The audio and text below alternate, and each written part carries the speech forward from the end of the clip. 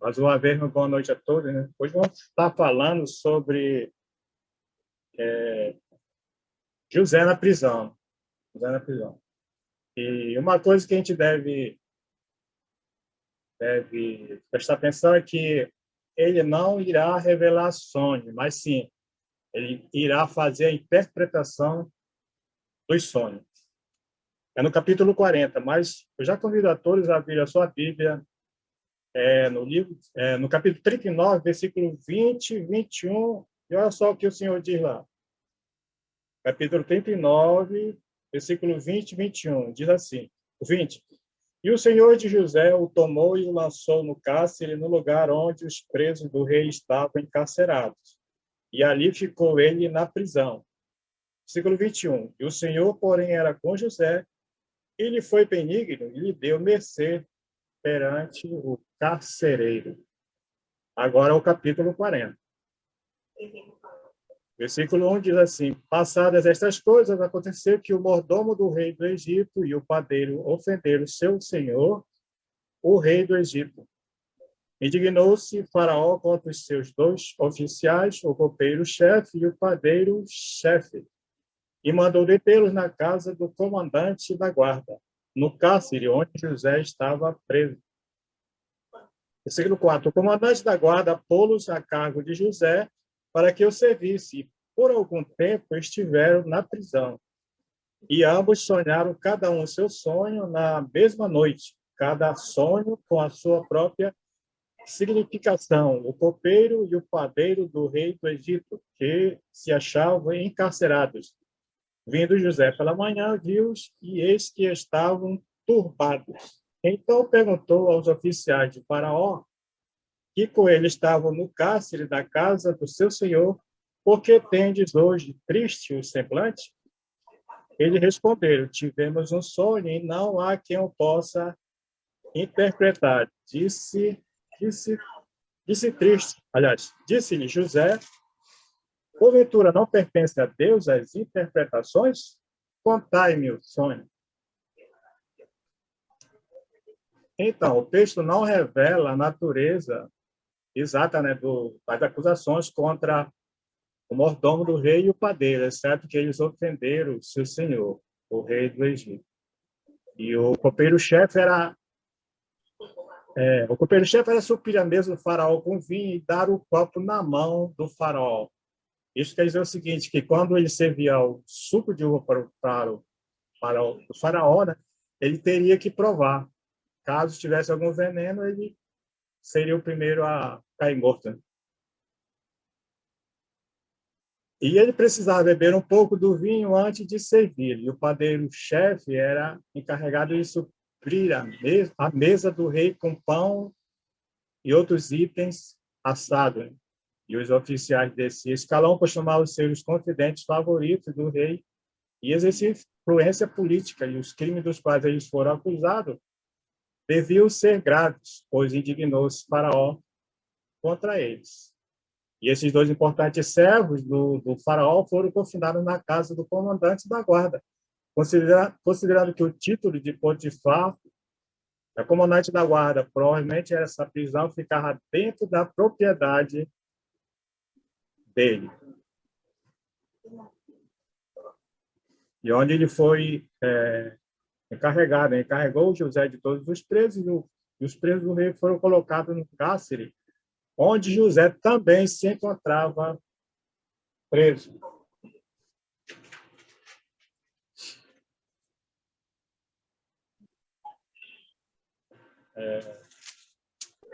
Versículo 5 e 6. Os pagãos acreditavam que seus deuses usavam sonhos para advertir de situações futuras que logo aconteceriam. Todavia, visto que esses sonhos envolviam um simbolismo complexo e cada sonho tinha sua própria significação. E eles ficaram confusos, né? Confusos. No versículos 7 e 8, naturalmente José ficou preocupado com o semblante caído dos oficiais de Faraó, confinado com ele no cárcere, sob sua supervisão. Por isso que ele perguntou, por que tendes hoje triste semblante? E ele respondeu: tivemos um sonho e não há quem possa interpretar. E no Oriente Próximo, antigo, havia toda uma disciplina para se interpretar sonhos e manuais foram escritos sobre o assunto. Né? O rei geralmente tinha entre seus conselheiros uma variedade de especialistas estudados, né? Magos, videntes, feiticeiros, para interpretar sonhos misteriosos. Né? Eu queria que você deixasse marcado o seu texto aí, o capítulo 40. Nós fôssemos lá em Mateus, capítulo 2. Deixa marcadinho aí sua Bíblia, no capítulo 40. Mateus, capítulo 2, versículo 11 e 12. Quando os magos foram entregar, né, os seus tesouros ao menino Jesus. Mateus, capítulo 2, versículo 11 e 12, diz assim: entrando na casa, viram o menino com Maria, sua mãe, prostrando-se, o adoraram, e abrindo seus tesouros, entregaram suas ofertas, ouro, incenso e mirra. Versículo 12 diz: sendo por divina advertência prevenidos em sonho, para não voltarem à presença de Herodes, regressaram por outro caminho à sua terra. Olha aí o que diz o versículo 12, né? Advertência prevenidos em sonho, para não voltarem à presença de Herodes. Voltamos lá para o capítulo 40.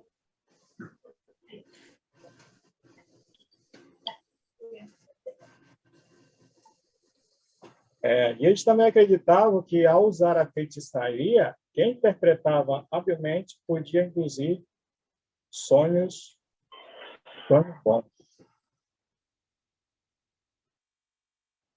Até aí, tudo bem? Perguntas, dúvidas, esclarecimentos? Claudemir, um ponto bem interessante, né, para a gente observar, por exemplo, quando a gente, duas situações que eu ia citar, quando a gente vê, por exemplo, Daniel, quando lá na presença de Nabucodonosor, né, no livro de Daniel, aí ele antes de chamar Daniel, alguém chegar, tem alguém que pode interpretar, então ele está rodeado, como você falou, né, de uma corte de intérpretes, magos, feiticeiros, astrônomos, etc., né? No próximo livro, não indo tão longe, voltando mais perto aqui de Gênesis, lá o povo, quando estava no Egito, Moisés, quando começa a fazer os sinais, né, as pragas, quando Deus revela, o primeiro grupo de pessoas que o faraó vai consultar para ver, entender o ocorrido, ele vai chamar os magos, né, que estão ali ao redor. Então, o ponto que a gente pode ver, quando eles expressam, né, diz, versículo 7, né, que você leu, que não tem ninguém, né? Não há ninguém aqui para interpretá-los, né? Porque eles não viam a habilidade de José, porque eles conheciam, como é que você bem colocou, né? Eles conheciam quem eram as pessoas dentro lá do reino do Egito que eram capazes de fazer isso, porque eles já conheciam, né? Os métodos, né? Os meios e tudo mais. Sim. Mais alguém?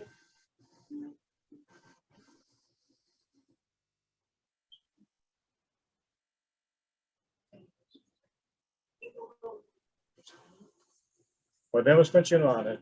Versículo 9. O sonho do copeiro-chefe. Diz assim: então o copeiro-chefe contou o seu sonho a José, né, e lhe disse: em meu sonho havia uma videira perante mim. Na videira, 3 ramos, ao brotar a vide, havia flores e seus cachos produziam uvas maduras. O copo de Faraó estava na minha mão. Tomei as uvas e as espremi no copo de Faraó e o dei na própria mão de Faraó. Versículo 12. Então lhe disse José: esta é a sua interpretação. Os 3 ramos são 3 dias.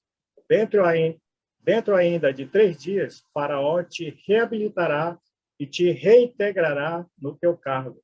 E tu lhe darás o copo na própria mão dele, segundo o costume antigo, quando lhe eras copeiro.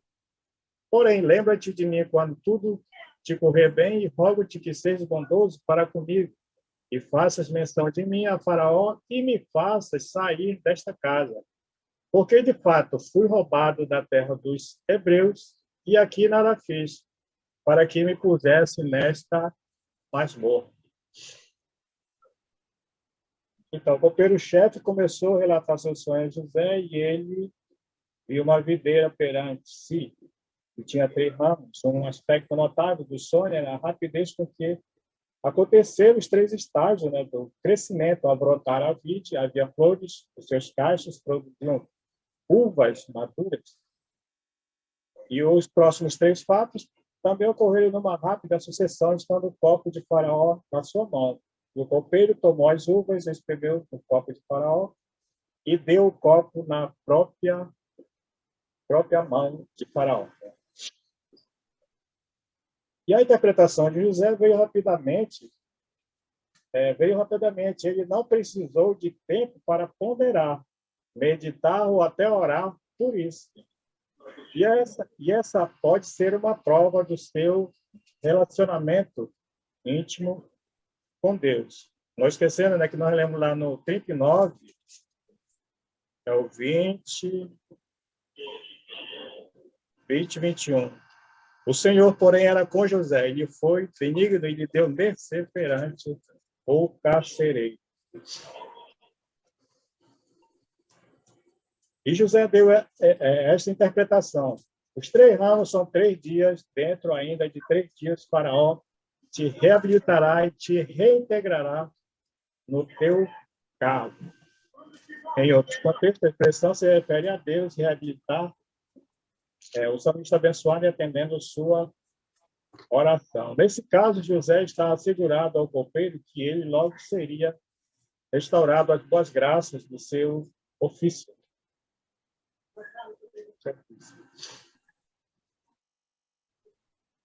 E José estava confiante em sua interpretação e exortou o copeiro a não se esquecer dele quando o Faraó pusesse de volta na sua função anterior no serviço ao rei. Pediu, porém, lembra-te de mim quando tudo te correr bem e rogo-te que seja bondoso para comigo, e faça menção de mim a Faraó e me faça sair desta casa.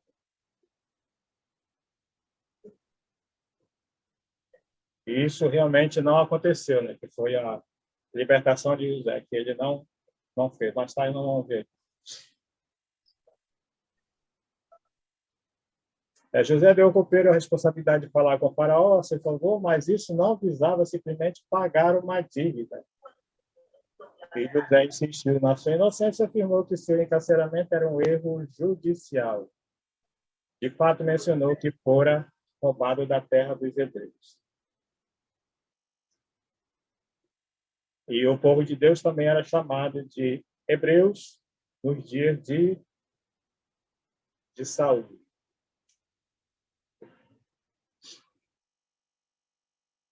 José alegou que no Egito ele nada fez para que o pusesse naquela masmorra, e o termo equivalente a masmorra também pode ser traduzido por poço ou cisterna.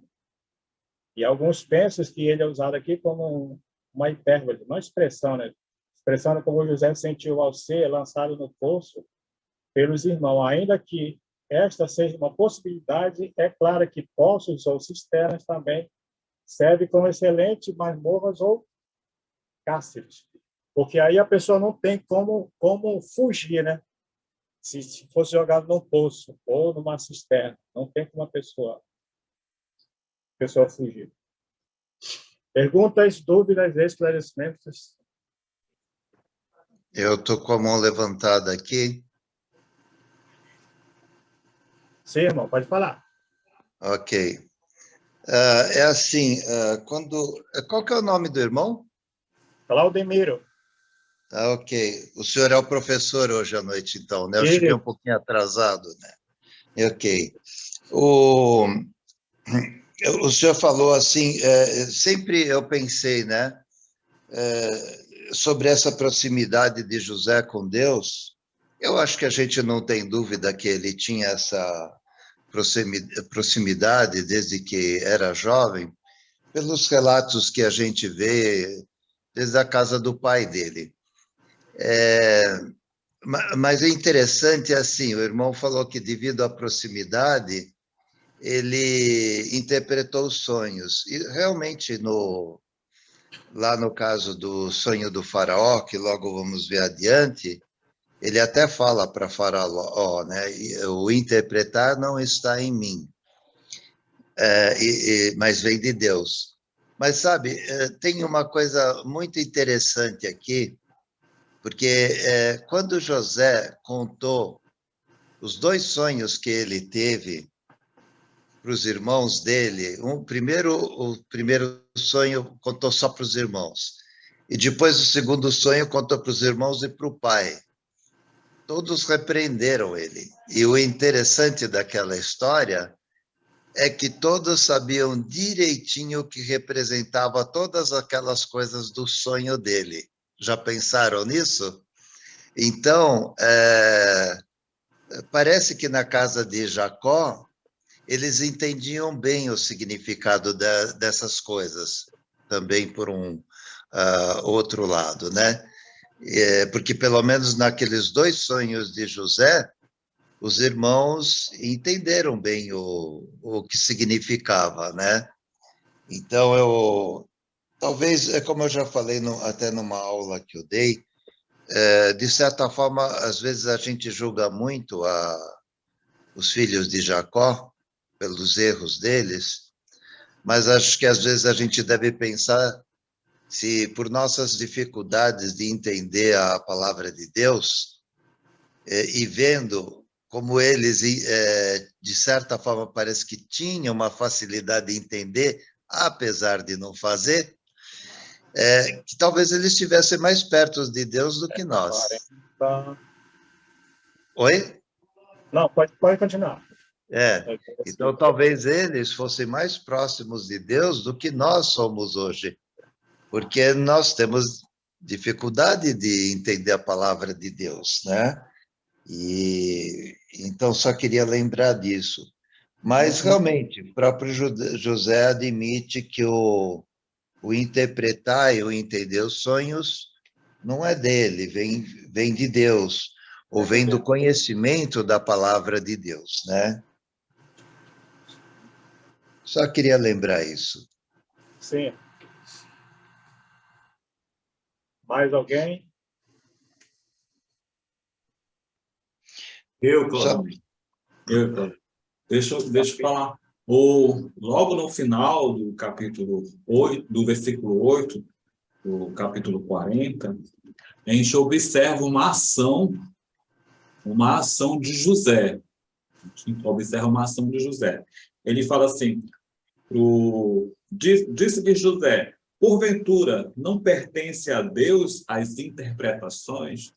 A gente, a ação dele.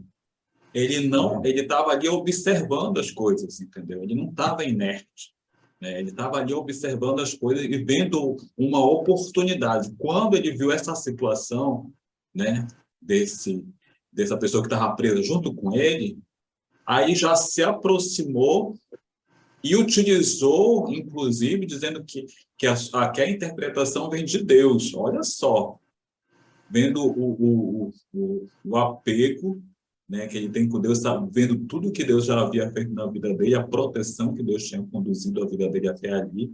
Então, a ação dele, ele fala, não pertencem a Deus as interpretações, então ele já joga para aquela pessoa com que ele está conversando naquele momento, aquele preso junto com ele já diz o seguinte, o que eu vou falar aqui é revelação de Deus.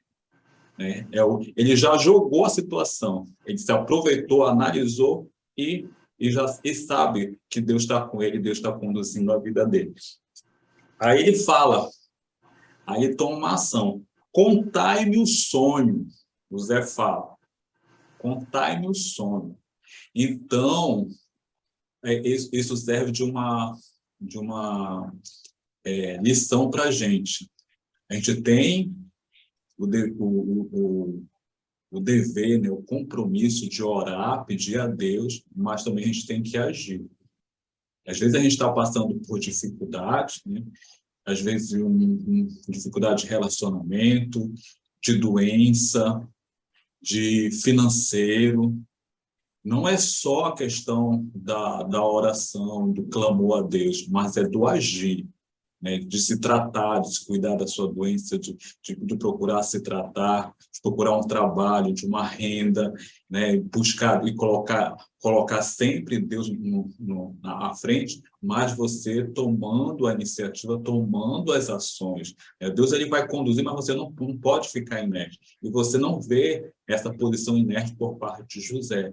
José tem a presença de Deus ali na vida dele, ele tem essa certeza porque Deus tem conduzido a vida dele e ele age. Ele chegou aquele homem, viu que ele tinha tido um sonho, ele já foi lá e movido pelo poder de Deus, ele disse assim, conte-me o sonho. Então, isso serve de exemplo para a gente. A gente está na aflição, a gente está na dificuldade, mas a gente tem que agir e deixar nas mãos de Deus. É uma boa observação, irmão, porque, em primeiro lugar, ele sempre colocou Deus à frente, né? E, de fato, ele louva a Deus. Então, ele não só lembra que vem de Deus, mas com essa atitude, ele mostra que, como você disse, ele sempre colocou Deus à frente da vida dele. Mesmo nas situações mais perturbadoras que houveram na vida dele, né? Ele foi bem constante, digamos assim, né? A gente não vê uma descrição diferente na vida de José, né?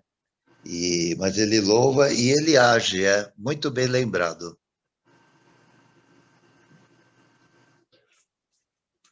Muito bem.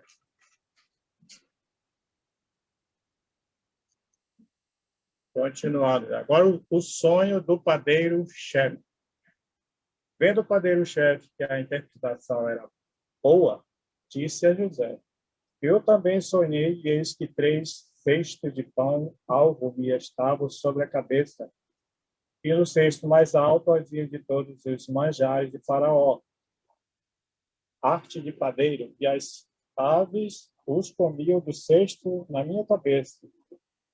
Então lhe disse José, a interpretação é esta, os 3 cestos são 3 dias, e dentro de 3 dias Faraó te tirará fora a cabeça e te pendurará no madeiro, e as aves te comerão as carnes. A interpretação favorável a respeito do sonho do copeiro-chefe incentivou o padeiro-chefe a revelar o seu sonho ao jovem preso.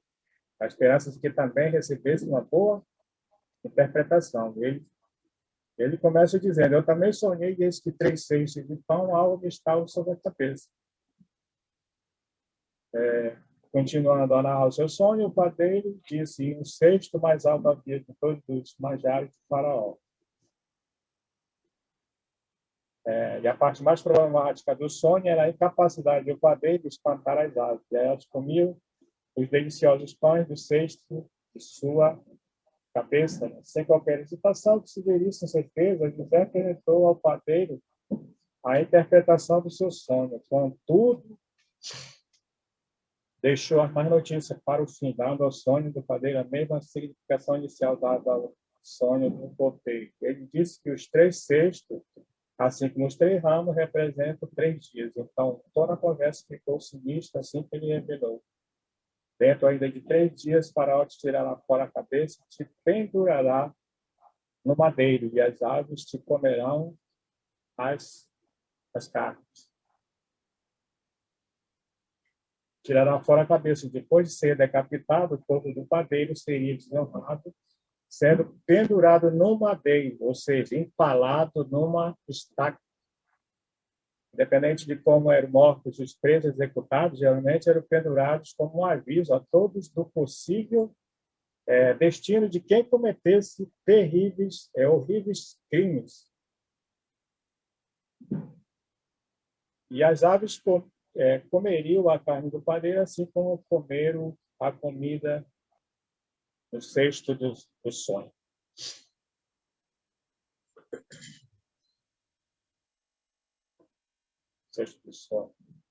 Versículo 20. No terceiro dia, que era aniversário de nascimento de Faraó, deu este um banquete a todos os seus servos, e no meio deste reabilitou copeiro-chefe condenou o padeiro-chefe.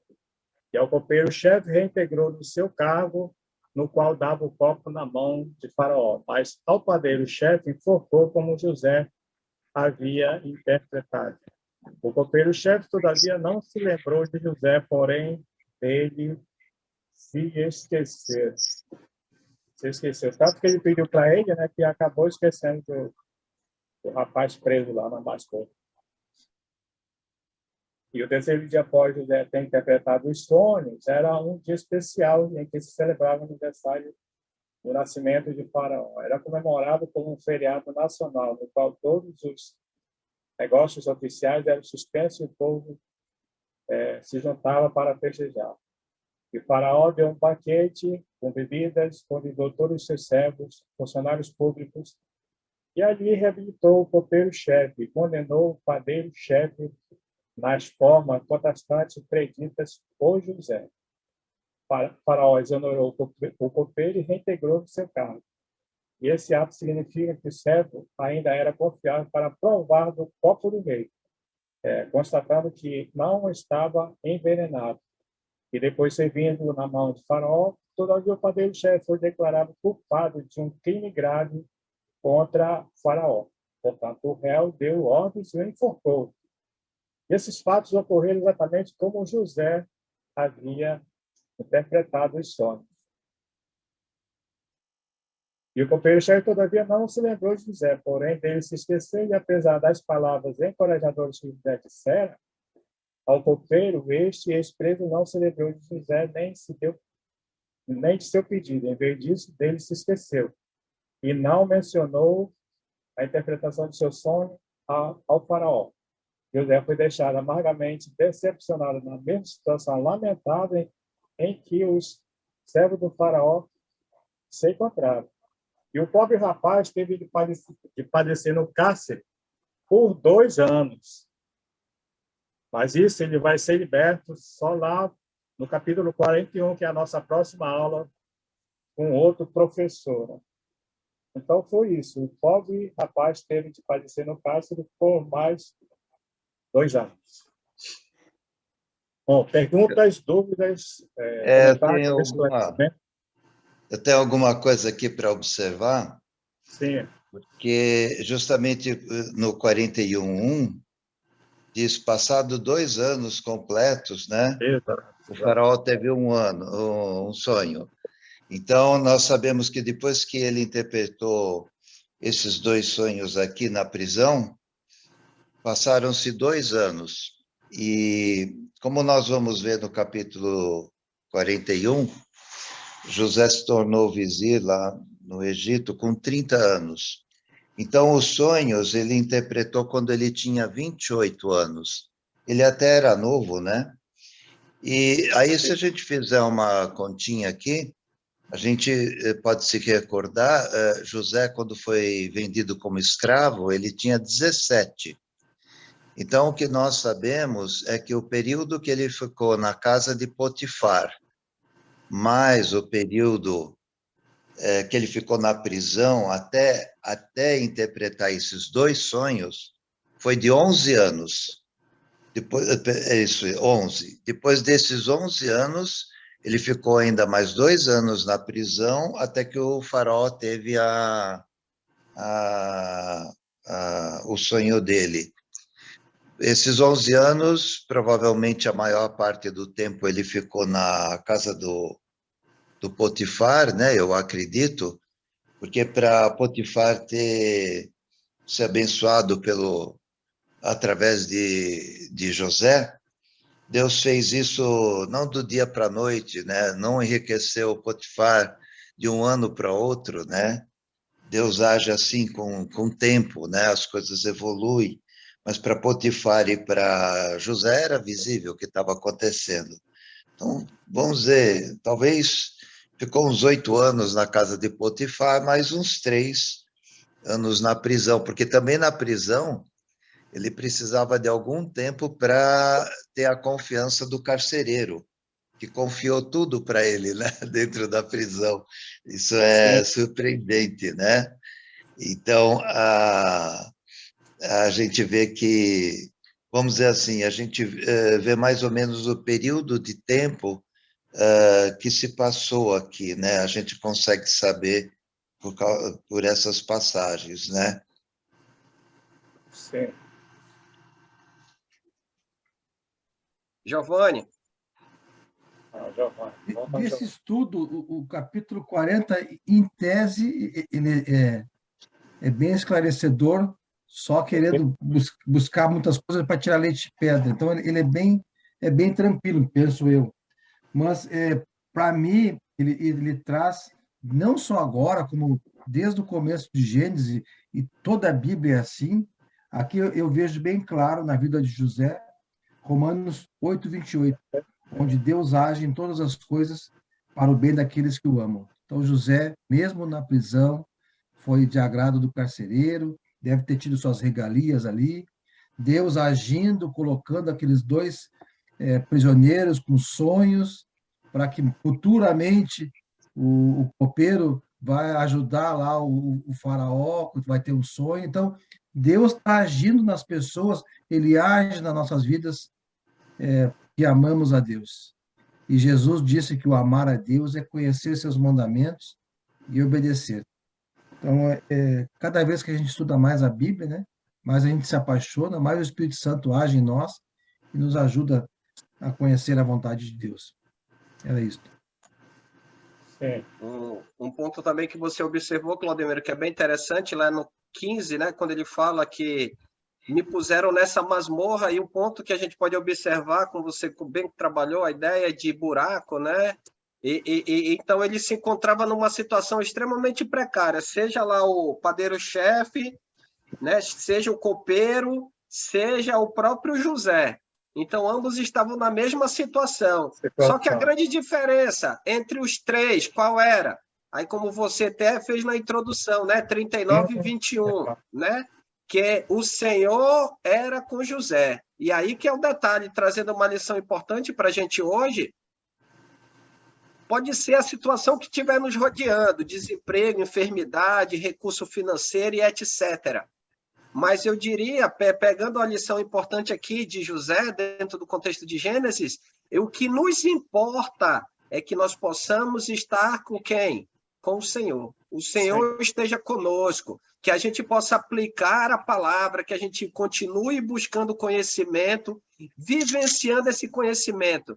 Independente daquilo que nos rodeia, o Senhor sempre estará com quem? Conosco. Mas para isso, o que a gente precisa fazer? Aplicar a palavra. Aplicar a palavra. Aplicar a palavra a tal ponto que, como ele diz lá no 23, né? Os homens esqueceram de José. Aquele que foi abençoado pela revelação foi esquecido. Ele esqueceu José. E aí que está o ponto. Se a gente se confiar nas coisas dos homens ou dessa terra, a gente vai passar batido, né?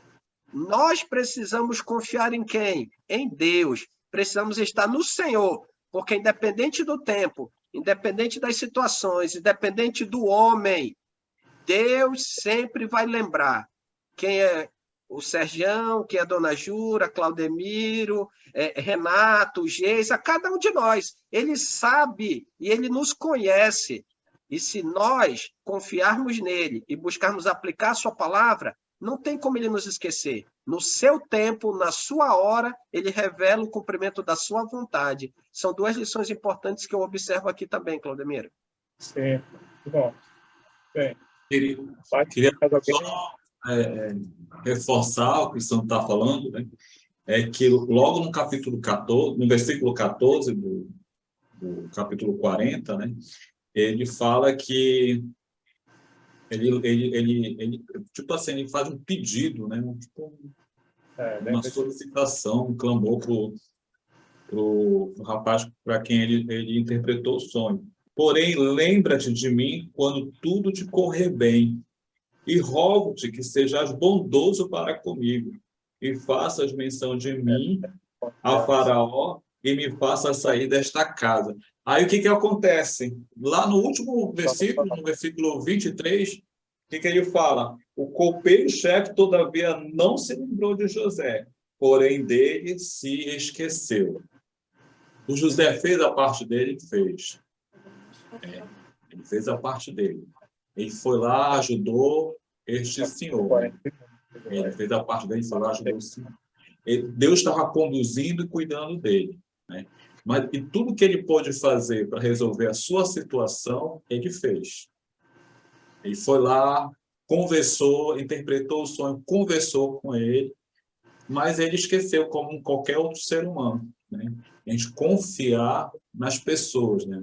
No homem, né? Confiar no homem. Mas a confiança de José, ele fez a parte dele, mas a confiança de José é em Deus. E Deus não abandona os seus. Ele manteve a sua fidelidade nesse período que ele estava preso, né? E Deus conduziu ele, né? Deus, conduziu a vida dele. Então, ele fez a parte dele, agiu, fez aquilo que podia, o que estava a seu alcance. Aí, só que nós somos seres humanos, nós somos limitados, né? E carecemos da glória de Deus, carecemos do poder de Deus na nossa vida. Então, ele fez o que ele pôde. E o restante ficou a cargo de Deus, e Deus agiu. E um outro ponto interessante aí que eu queria colocar aqui é no versículo 15.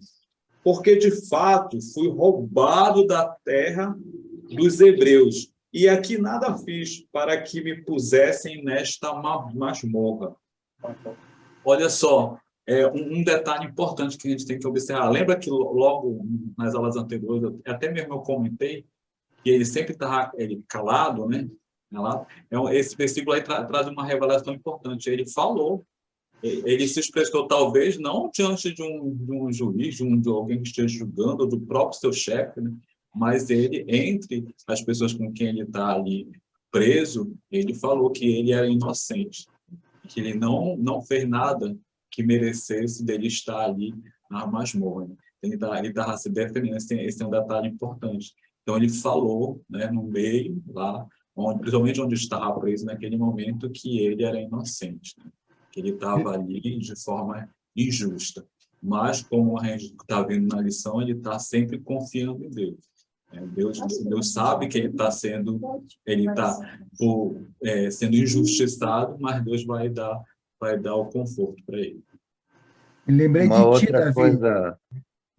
Pode falar. Me lembrei de ti, Davi, nesse 15, quando tu falaste que José jamais murmurava, se queixava. Né? Aqui no 15 houve uma lamentação dele, né? Isso mesmo. E no 15 tem uma outra coisa interessante, porque José disse assim: fui roubado da terra dos hebreus.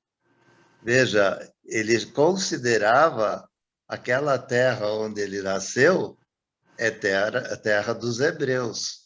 Ele acreditava na bênção que deu, nas promessas de Deus. E ele está dizendo aqui que aquela terra não só dele, dos hebreus, né? Ele já está se considerando povo naquele lugar, apesar que nesse tempo não eram reconhecidos como povo, porque eram muito pequenos, né? E nem entre aqueles que estavam ali na região eram considerados assim. Mas José considera que ele foi roubado da terra dos hebreus. Aquele era o lugar dele, né? Isso é bem interessante.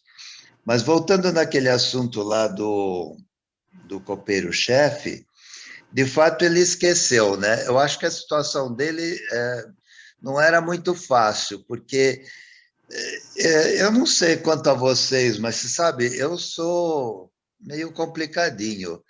Então, se eu fosse esse copeiro-chefe aqui e tivesse sido perdoado, né? Eu ia ficar com medo de estragar as coisas se eu fosse falar alguma coisa de José para Faraó. Então, como estava indo as coisas bem, era preferível não falar nada, de repente estragava, eu voltava para a prisão. Então, eu acho que a gente se vocês forem parecidos comigo, talvez vocês fizessem o mesmo que eu. Mas, talvez, por um outro lado, não fosse o tempo de José ser lembrado, digamos, da causa de José. Porque Faraó, não tendo sonhado, que proveito ele ia ver em libertar José da prisão? No entanto, dali 2 anos, quando ele tem o sonho, a situação mudou completamente. Não havia quem interpretasse.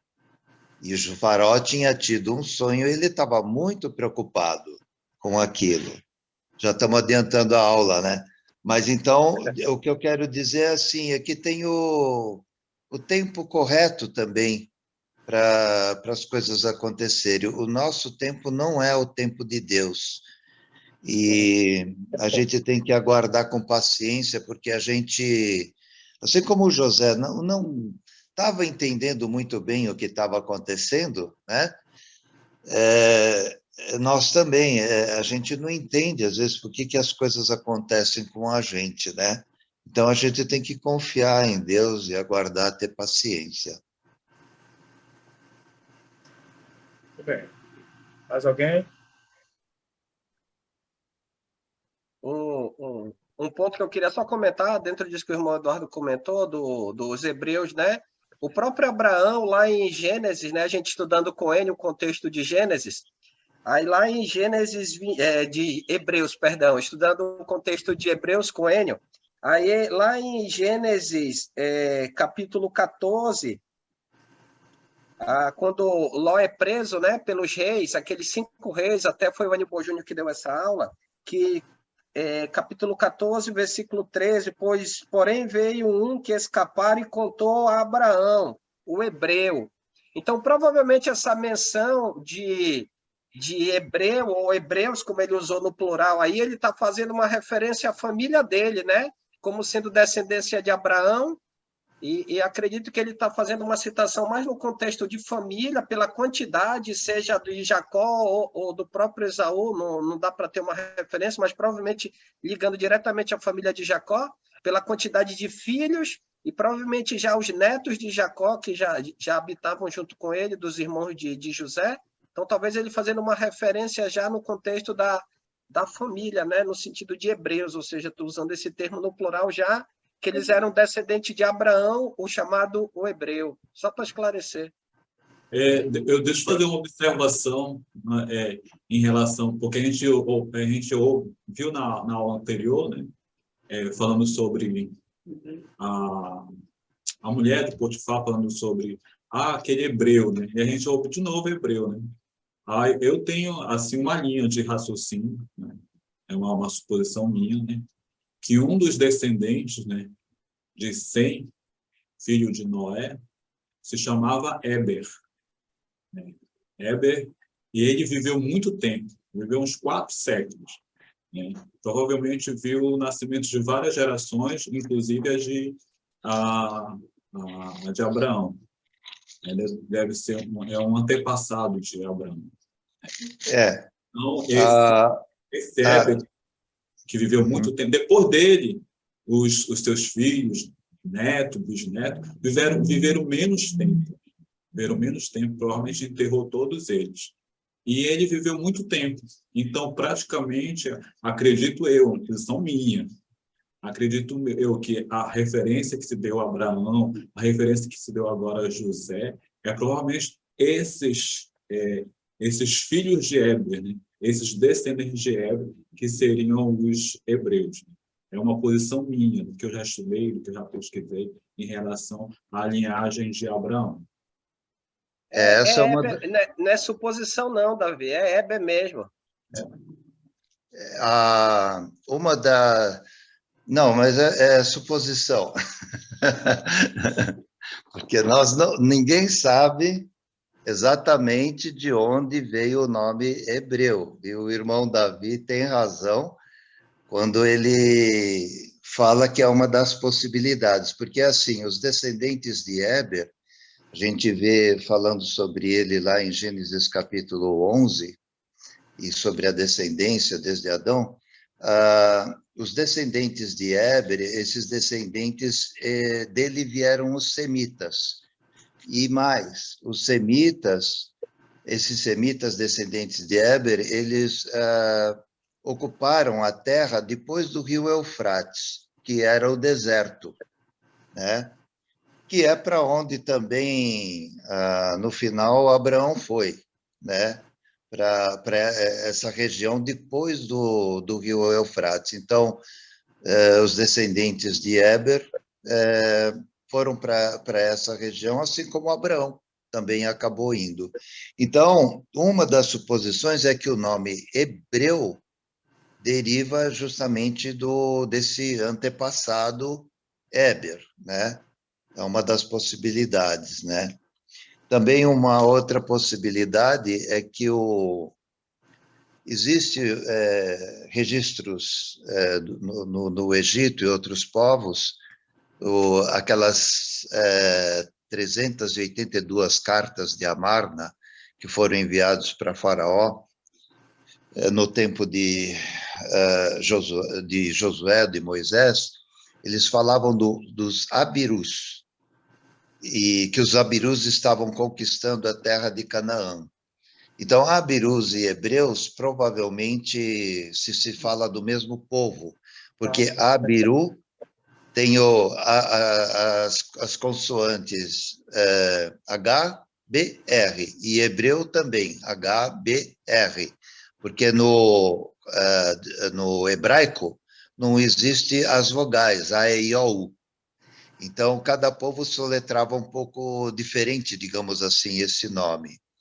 Então, não se sabe direito de onde veio essa designação, mas a primeira vez na Bíblia que é falado em hebreu é justamente Gênesis capítulo 14. Antes de Gênesis 14, que o irmão citou aqui, não aparece essa palavra hebreu. E depois começa a aparecer 2, 3 vezes aqui.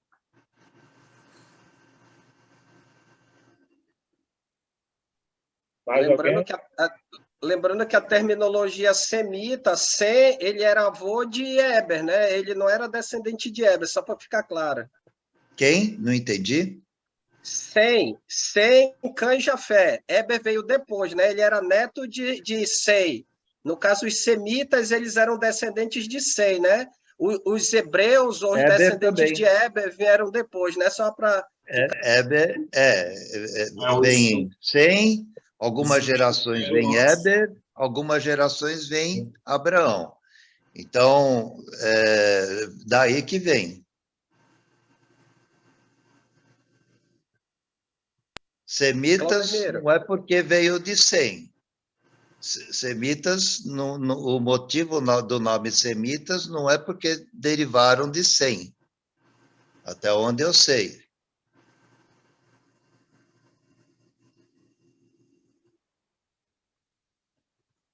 Mais alguém? Tem mais 2 passagens aqui só para concluir a aula. É Isaías 55, versículo 8 e 9.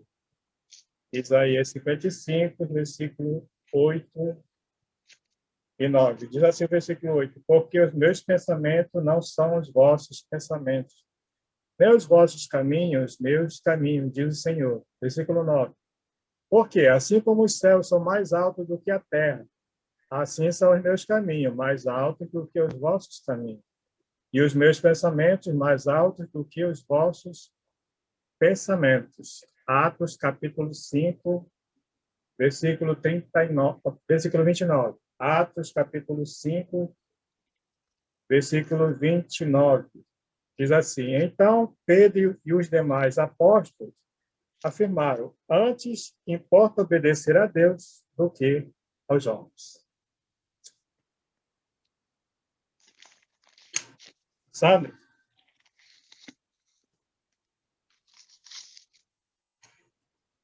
Oração final. Mais alguém? Algum comentário? Alguma pergunta antes de a gente finalizar?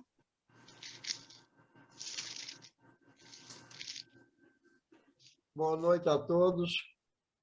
Parabéns, professor, e parabéns pelos todos os comentários. Que o Barbosa citou que domingo passado foi bastante comentado, hoje não ficou atrás também, viu? Ficou muito bom. Graças a Deus. Davi, oração final? Não, tá bom, vamos orar. Oremos. Senhor nosso Deus e Pai, obrigado, Senhor, por mais esse momento que o Senhor nos concedeu de estarmos reunidos em família. né, aprendendo a Tua palavra, ouvindo, né, a Tua vontade para as nossas vidas, Senhor. Abençoe cada irmão aqui presente nessa reunião de estudo, que o Senhor possa dar muita sabedoria e entendimento, né, para entender a Tua palavra, né, ouvir e compreender a Tua vontade, conhecer a nossa história, uma história de fé, de superação, né, de confiança no Senhor. Nós possamos entender e compreender que tudo nessa vida o Senhor está colocando a sua mão, cuidando, coordenando tudo em nossas vidas. Precisamos aprender a confiar em Ti, a depositar nossas esperanças, as nossas necessidades, as nossas dificuldades em Tuas mãos, Senhor. Clamamos a Ti para que nos dê esse entendimento, essa força em nossas vidas, para que sempre possamos, Senhor, buscar em Ti as soluções para os nossos problemas, Senhor. Obrigado, Senhor, por sempre também ouvir a Tua palavra, aprender cada vez mais, para poder ensinar, para poder ver os exemplos importantes para as nossas vidas. Nos ajude, Senhor, a cada dia mais ter a humildade de ouvir cada vez mais a Tua palavra, para poder crescermos espiritualmente, fortificados na fé e na Tua palavra, Senhor. Muito obrigado. Nos dê uma semana de muita tranquilidade e de muita força, Senhor. Senhor, é o nome do Teu Filho amado Jesus que nós oramos e te agradecemos. Amém. Amém. Amém. Amém. Amém. Obrigado, Claudemiro. Obrigado. Só queria retificar uma coisa que eu disse. O irmão tem razão. Os semitas vêm de Sem. Eu me confundi aqui, porque de Jafé vieram os japetitas e de Cão veio os cananitas. Então, realmente, os semitas vieram de Sem e está correto ele. Paulo Graças César, a boa Deus. noite, meu irmão. Dona Oi, Jacqueline. Geisa, Renata, boa Boa noite. noite, Renato. Boa noite. Boa noite. Débora, vai Boa noite, Ana. Boa noite, PC. Boa noite, Geisa. Boa noite, Renato. Boa noite, irmãos.